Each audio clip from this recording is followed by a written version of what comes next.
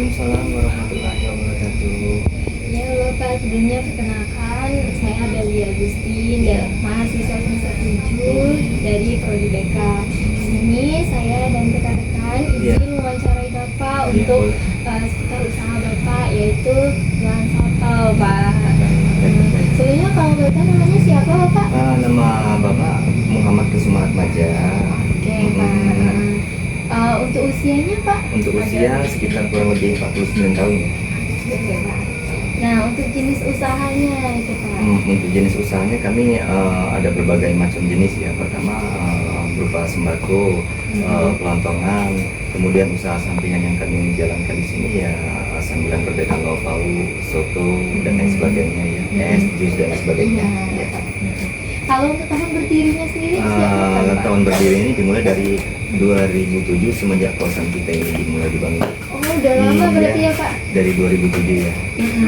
Kalau untuk jumlah karyawan itu? Kalau jumlah karyawan kita sebenarnya kita topang sendiri ya, karena kita punya keluarga besar, jadi kita memakai anggota keluarga sendiri, jadi tidak membutuhkan orang lain untuk menjalani usaha yang kita jalani sekarang ini.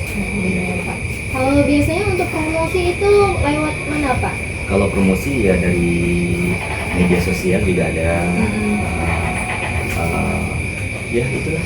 Media sosial biasanya dari WA atau? Bebas di WA ada, di Instagram juga ada. Oh, Instagram juga ada ya Pak. Berarti ada kayak IG-nya khusus untuk usaha gitu Pak? Iya. Oke. Langsung kita masuk, ada beberapa pertanyaan di sini yang perlu kami tanyakan. Yang pertama itu Bapak, apa motivasi Bapak memulai usaha ini Pak? Ya, yang pertama sih sebenarnya motivasi saya ini untuk melayani anak-anak mahasiswa yang ada di sini ya, karena kita kan membangun kosan muslimah ini kan bertujuan untuk mengembangkan apa namanya itu bisnis yang dijalankan oleh pemilik kos ini kan. Dengan adanya usaha kosan di sini kan otomatis kita dirikannya pula warung di sini kan, supaya anak-anak itu nggak jauh lagi gitu, maksudnya mau belajar kemana gitu kan, tinggal mau beli apa ada tempat kita gitu.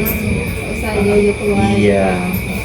Nah, ini nih apakah usaha awal itu Pak? Nah, kalau usaha ini nggak dikatakan awal, karena semenjak kosan ini dibangun dari tahun 2007, dari tahun 2007 itulah kita mulai mengembangkan, menjalankan usaha sampai dengan alhamdulillah berdiri dengan sampai saat ini.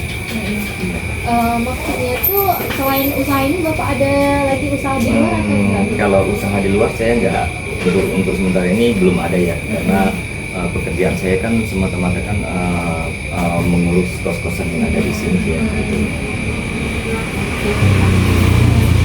Di sini ada izin bertanya Bapak, Ya, bagaimana proses awal Bapak membangun usaha ini Pak? Prosesnya itu sebenarnya dikatakan panjang enggak ya.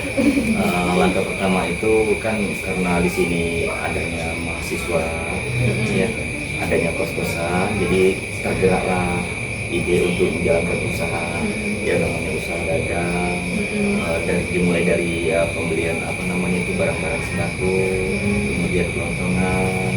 Nah, setelah itu didirikan, ternyata berpikirlah ide baru bagaimana kalau membuka bisnis tahu-tahu, pikir saya gitu kan. Jadi makanya saya menjalankan usaha kedua dengan membuka usaha lauk pauk berupa ikan, ayam, daging dan lain sebagainya. Ada juga soto di sini.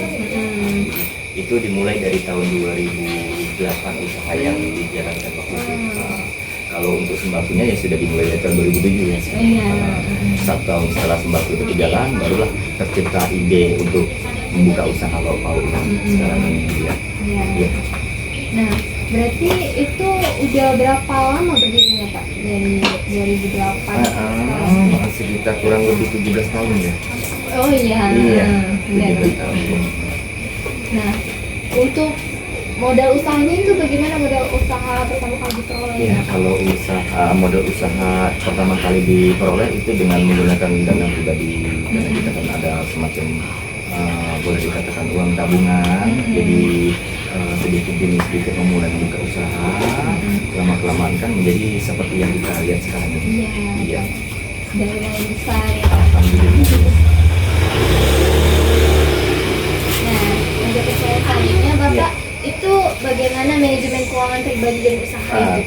manajemen keuangan usaha ini yang pertama itu dikelola oleh anak saya untuk mengatur keuangannya. Dia sistemnya 1 minggu sekali, 1 bulan sekali ada semacam hitung-hitungan gitu untuk hasil usaha yang dijalani. Beda dengan apa namanya itu dana pribadi tidak termasuk di usaha. Kalau digabungkan kan jadi jadi kacau. Iya betul. Jadi ada pembukuannya. Betul, gitu, ada pembukuan tersendiri. Nah, tantangan apa yang pernah dihadapi dalam berusaha itu Pak? Dan bagaimana cara Bapak mengatasinya? Iya, kalau tantangan itu sebenarnya tantangan nggak ada sih sebenarnya, cuman kendalanya mengalami pasang surut omset itu aja. Yang namanya usaha dagang kan maklum lah namanya itu kadang rame, kadang sepi. Itulah tantangan yang dihadapin itu. Kalau sepi ya berarti untungnya nggak seberapa didapat. Kalau rame kan lumayan lah hasilnya gitu. Ya cuman itulah. Itu cara mengatasinya gimana Bapak? Cara mengatasinya ya sebenarnya enggak. Cara mengatasinya di hari berikutnya kita atur lagi strateginya, kira-kira ada kemajuan atau tidak. Kalau kiranya ada kemajuan, terus bertahan dengan strik yang kita jalani tahap awal ini. Kalau umpama nggak ada kemajuan, berarti kita seperti porsi kita kurangi sedikit gitu dan agar tidak memakan modal. Nah, selanjutnya itu strategi apa yang digunakan untuk memasarkan produknya Pak? Strategi untuk memasarkan produk. Sebenarnya nggak ada itu sih, karena kita kan jualan kan kayak mana ya, berdiri cuma menunggu orang beli gitu. Nggak ada sistem strategi untuk memasarkan, entah itu lewat apa. Cuman ada suatu kadang-kadang anak saya itu tergerak idenya membuat akun media sosial, menyebarkan info-info berupa seputar usaha yang dijalaninya sekarang ini di media sosial itu aja. Nah, selanjutnya itu apa harapan atau rencana pengembangan usaha Bapak ke depannya? Ya, ke depannya saya ingin usaha ini agar tetap ada kemajuan, ya, berusaha untuk yang lebih baik lagi daripada yang kita jalan sekarang ini. Ya, gitu Pak. Dan pertanyaan terakhir Bapak, apa yang perlu diperhatikan dalam membangun sebuah usaha itu Pak?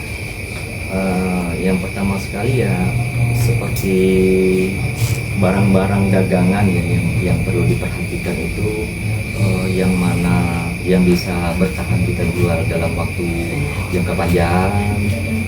Kita beli super banyak. Kalau umpama barang itu pendek expirednya itu ya kita beli sedikit-sedikit supaya tidak mengalami kerugian di tahap-tahap berikutnya. Begitu cara kami mengatur strategi. Nah, mungkin itu saja lalu pertanyaan dari Abel. Terima kasih banyak kami sudah bersedia diwawancarai. Sama-sama. Maaf jadi kami mengganggu waktunya. Enggak juga. Mungkin itu aja Bapak Abel Amiri. Terima kasih banyak Bapak. Iya, sama-sama.